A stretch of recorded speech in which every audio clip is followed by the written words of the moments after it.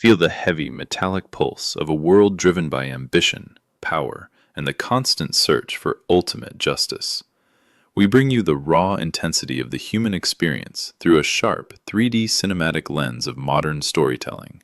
Subscribe now and keep your finger on the pulse of the action. My hands weren't as steady as they used to be. That's the first thing I noticed when I started carrying the envelope every month. The slight tremble when I'd seal it. Press it closed. Walk the 4 blocks to my sister-in-law's door, 63 years old, retired from 28 years driving a delivery truck for a building supply company in Mississauga, and my hands had started to betray me just slightly. But I kept going, every single month.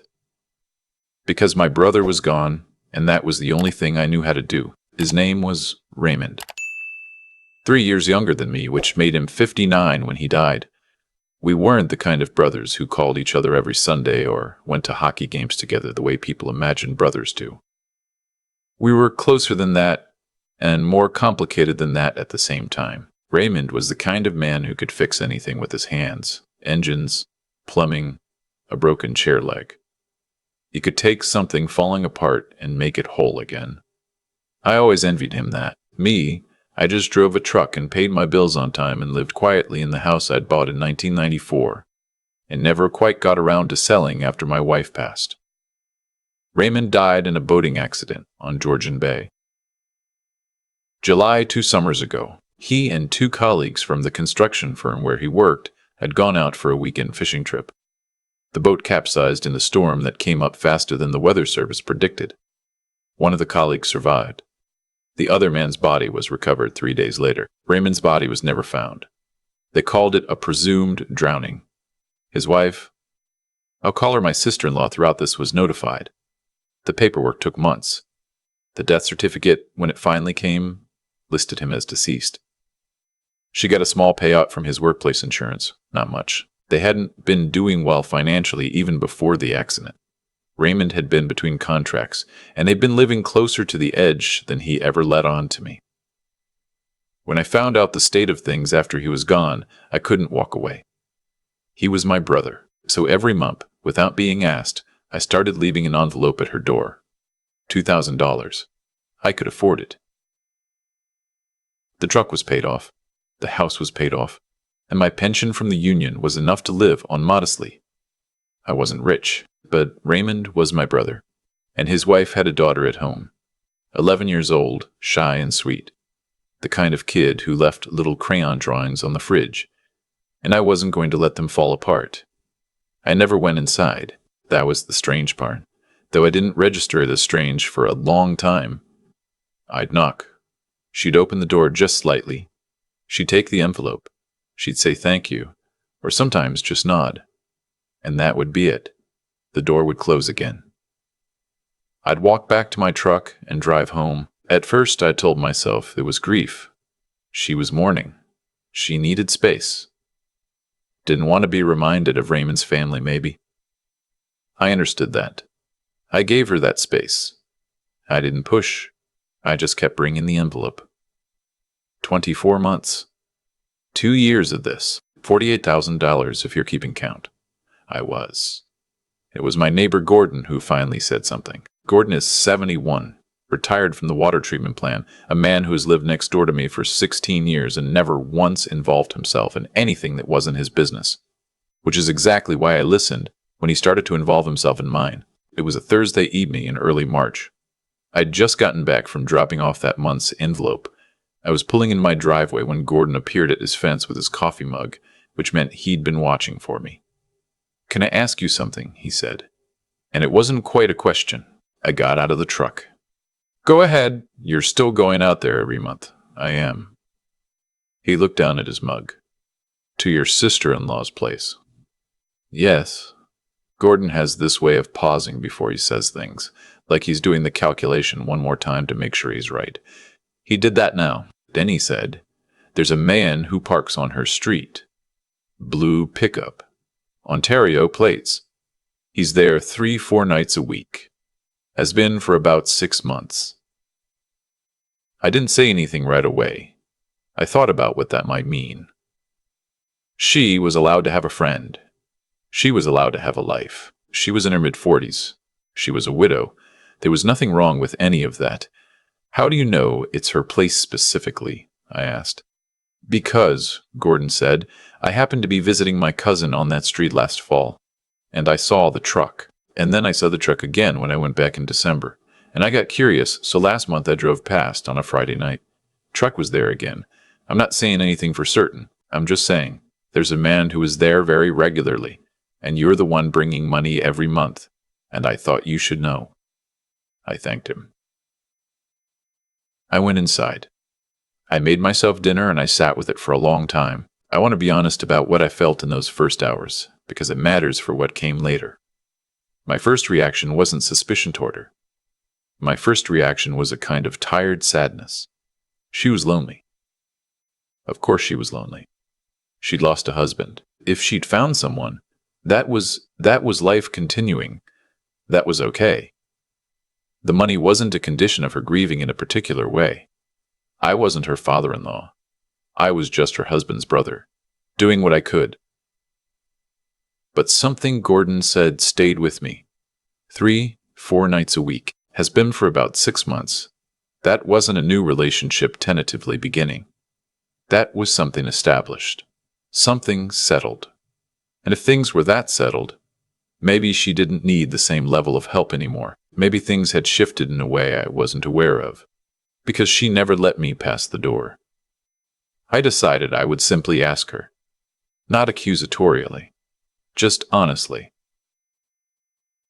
The next month, when I brought the envelope, I would ask how she was doing, ask if she needed to talk about her situation, her finances, whether the support was still helpful, or whether things had changed. A conversation between adults. What I didn't plan on was going to her street for any other reason before that. But 11 days later, I did. I went because of something my daughter mentioned at Sunday dinner. My daughter lives in Brampton, and she keeps in better touch with Raymond's world than I do. She's 20 years younger than me, and grew up closer to his daughter in age. She mentioned, casually, that she'd heard through someone at work that my sister-in-law was looking at a property listing. A house in Owen Sound. Buying? I asked. Looking, my daughter said, but apparently serious looking. Owen Sound is 3 hours from Mississauga. It's a reasonable place to go if you're starting over somewhere quieter and cheaper. I had no objection to that. But it snagged in me, the way Gordon's information had snagged. She was thinking about moving. She hadn't mentioned this to me. In 2 years of monthly envelopes, she had never once initiated a conversation about the future. Not about her finances, not about her plans, not about anything. I drove past her street that Tuesday evening. I wasn't going to stop. I just wanted to. I don't know what I wanted. I drove past slowly, the way you do when you're working something out. The blue truck Gordon had mentioned was in the driveway, not parked on the street. In the driveway. Which meant he had access to the driveway. Which meant this was no longer a visitor's situation. I parked around the corner. I sat there for probably 20 minutes. The light was on in the front window. There were 2 silhouettes moving behind the curtain. 2 people in the kitchen or the living room, moving around with the ease of people who are thoroughly comfortable in a space together. And then the front door opened. A man came out to get something from the truck. He left the front door open behind him. The light from the hallway spilled out onto the driveway, and I could see him clearly. I knew the way a person carries themselves before I could see his face. I'd grown up watching that particular way of moving through a space. Slightly forward-leaning, right shoulder rolling a little on each step. The way Raymond had walked since he was 20 years old from an old shoulder injury that never quite healed right. The shape of him. The height of him. The way he moved. My hands, which had been resting on the steering wheel, went completely still. He went back inside. The door closed. I sat in my truck for a very long time. I want to tell you I was certain immediately. But I wasn't. I was 63 years old, sitting in the dark, having what might have been the most significant moment of my life. And my first instinct was that I was wrong. That grief makes you see things, that any tall man with a shoulder roll would look like Raymond in the dark if you were already primed to be suspicious. I drove home.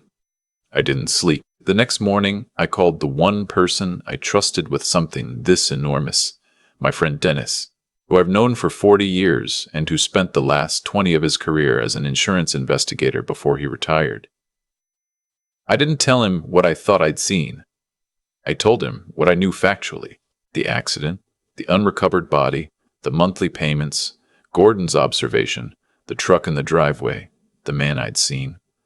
Dennis listened to all of it without interrupting. When I finished, he was quiet for a moment. "You want to know if it's possible," he said. "I want to know if it's happened before." "Unrecovered bodies in Georgian Bay," Dennis said slowly. "A presumed drowning. A man who had financial stress before the incident. A surviving witness from the same company who could have confirmed a narrative." He paused. "It's not common, but it's not impossible. And it's been done." "If someone wanted to disappear," I said. "If someone wanted to disappear," Dennis agreed, "and they had help from the right person, and a storm that was convenient, yes, you could construct a scenario." "What would I need to know for certain?" "A photograph," Dennis said. "Something verifiable. Don't approach him. Don't confront anyone yet. Get a clear photograph and let me look at it." I spent 4 days on this. I'm not proud of the method, but I'm also not ashamed. I parked where I could see the driveway at times when the truck was likely to be there, based on the pattern Gordon had observed. On the third evening, the man came out in daylight. He walked to the truck, opened the side door, pulled out a toolbox. His face was turned away from me for most of it. But then he looked up. At the sky, at something across the street. And I had my phone up. I got 3 photographs. Not professional quality, but enough. I sent them to Dennis that night, and sat in my kitchen with a glass of water that I didn't drink and waited. Dennis called me at 7 the next morning. "That's Raymond," he said. He said it quietly, with a gentleness that told me he understood what those 2 words meant for me. Not just, "That's the man," or strong resemblance. He said it with the certainty of someone who had done this work for 20 years and wasn't going to be wrong about something this important. "You're sure?" I said. "There's a scar on his left forearm in the second photo," Dennis said. "You told me Raymond had a scar from a table saw when he was in his 30s. And the ear shape, I've looked at these against 2 photos you sent me of Raymond from Christmas 4 years ago. That's your brother." I put the phone down on the table and sat there for a long time. Here is what I eventually understood had happened, pieced together over the weeks that followed from what Dennis was able to determine and from the conversation I eventually had with Raymond himself. He had planned it for at least 8 months before the accident. The financial situation had been worse than I knew, not just tight but genuinely dire, with debts I wasn't aware of and a failed business venture from 3 years prior that had never been properly resolved. He and his colleague, the one who survived, had worked it out together. The colleague had agreed to corroborate the story. Raymond had used the storm as cover. He'd had a plan for where to go, how to live, a new name that existed in paperwork Dennis eventually found traces of. And his wife had known. From the beginning, she had known she wasn't a widow. She was a co-conspirator who had agreed to let her husband disappear so they could eventually reunite somewhere new. Somewhere the debts couldn't follow. Somewhere no one knew them. The plan had been to wait 2 or 3 years, let the death certificate finalize, let the insurance pay out, and then follow him, quietly, without announcement, to Owen Sound or somewhere beyond it. The money I'd been bringing every month. I kept coming back to that. $48,000, delivered by hand, to a woman who knew her husband was alive and said nothing. She took the envelope every month and said thank you and closed the door. And Raymond knew. He knew I was coming. He knew what I was coming. He knew what I was doing. And neither of them said a word. I don't know when I've ever felt something as cold as that realization.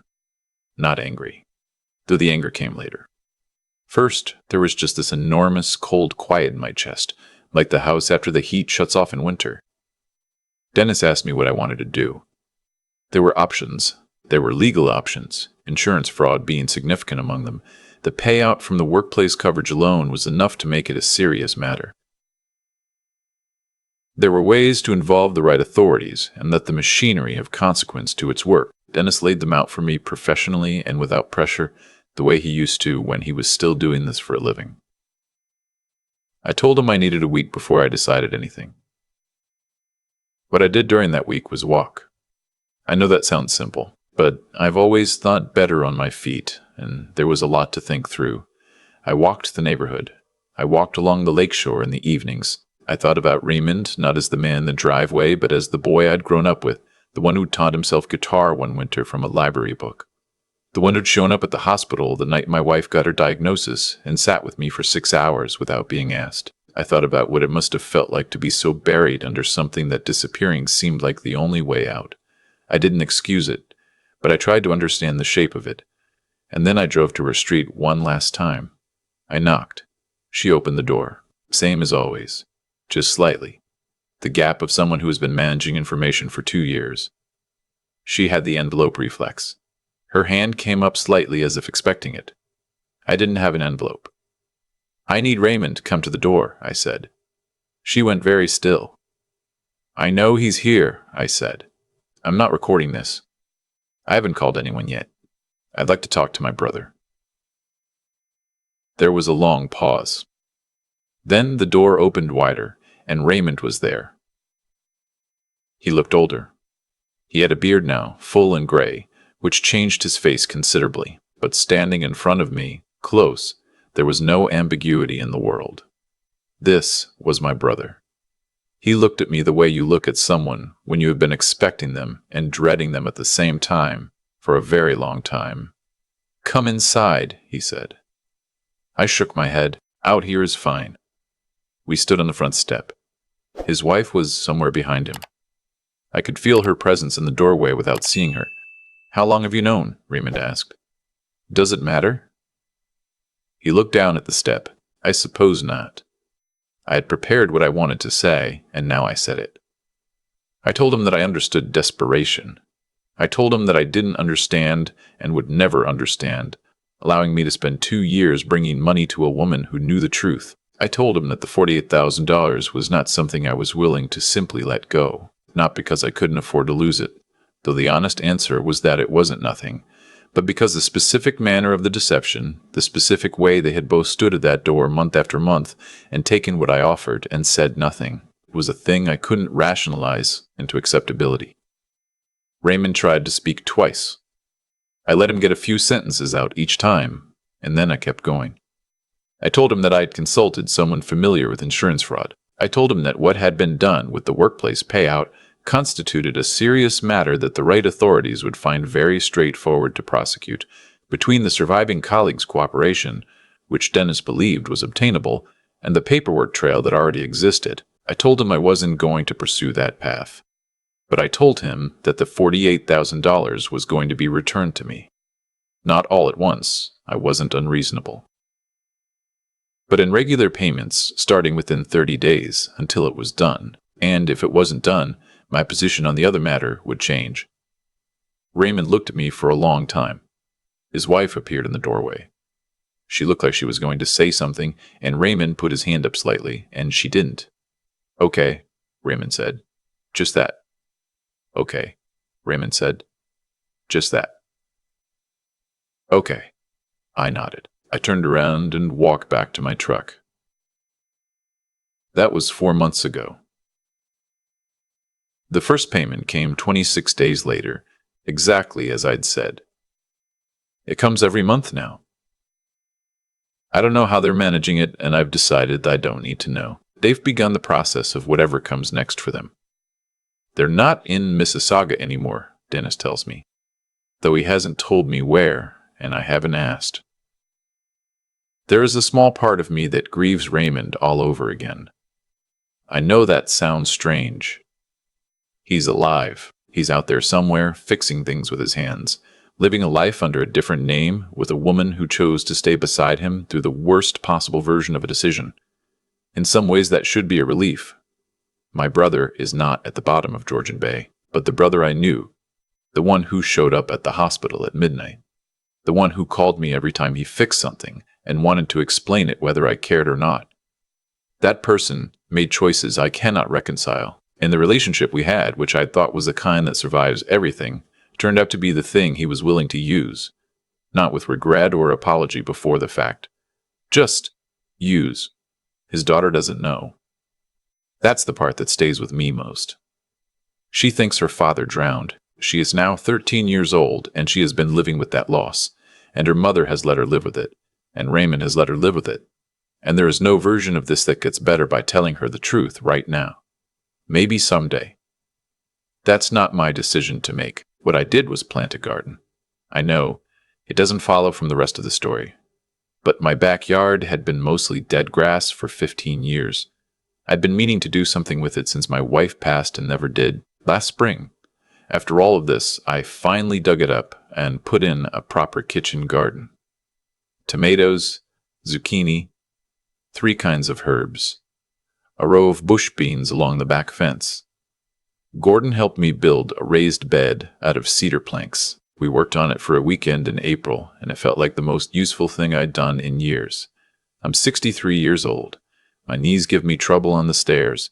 I pay my bills on time. I live quietly in the house I've had for 30 years, and I eat tomatoes in the summer that I grew myself, which is a small thing, but it is entirely mine. I did what I did for my brother because I loved him.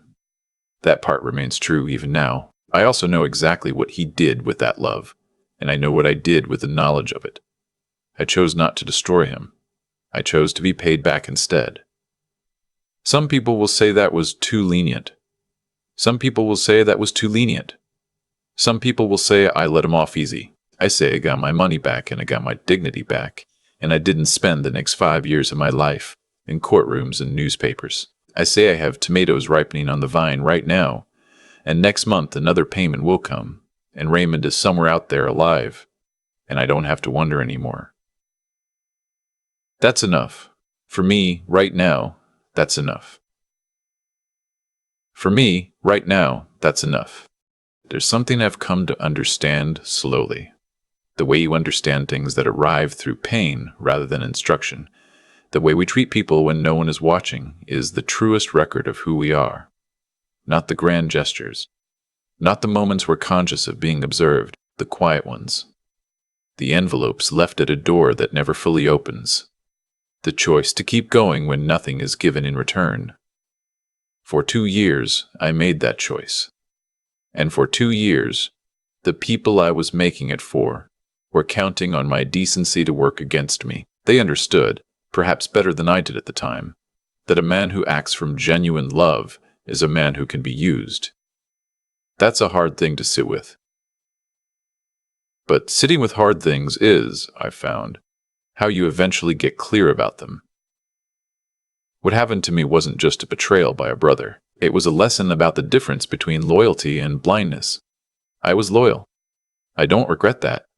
Loyalty to the people we love is one of the few things worth carrying into old age, but I had confused loyalty with the suspension of my own judgment. I had decided somewhere along the way that asking questions was a form of disrespect toward grief. That turning away from red flags was the same thing as being kind. It wasn't. It was just convenient for the people who needed me not to look too closely. The consequence of that confusion cost me $48,000 and 2 years of my life. That's the arithmetic of it, but the deeper cost was something harder to name. The specific grief of discovering that someone you believed in had been making calculations about you the entire time, not in a moment of weakness, deliberately, over months and years. And yet, when I stood on that front step and said what needed to be said, I felt something I hadn't expected to feel. Clarity. Not satisfaction, not triumph. Just the clean, quiet certainty that comes from finally seeing a thing whole and responding to it honestly. I didn't shout. I didn't threaten beyond what was true. I stated what had happened, what I knew, and what I required. That was the intelligence of it, if there was any.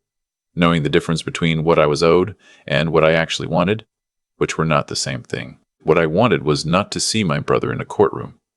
What I wanted was not to spend the next chapter of my life in the machinery of legal consequence. What I wanted, underneath all of it, was to be able to look at myself in the mirror and know I had handled the worst thing that had ever happened to me without becoming worse myself. I think about the garden when I think about all of this now. I planted it because I needed something to tend that would grow honestly. No hidden arrangements, no withheld information, just soil and water and time doing what they do. There's a kind of wisdom in that, I think. You put in the work, you wait. The thing either grows or it doesn't, and either way you know exactly why.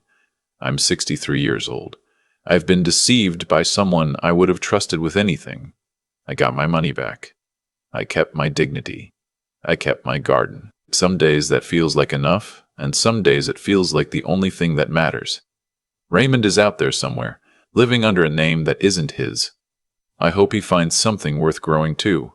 Not for his sake, for his daughter's. She deserves a father who eventually becomes someone she doesn't have to be ashamed of. That's between him and whatever he's willing to face when he finally stops running. As for me, I have tomatoes on the vine, a neighbor who helped me build something useful, and the particular piece of a man who chose not to become what was done to him. That's the whole of it. That's what I've got.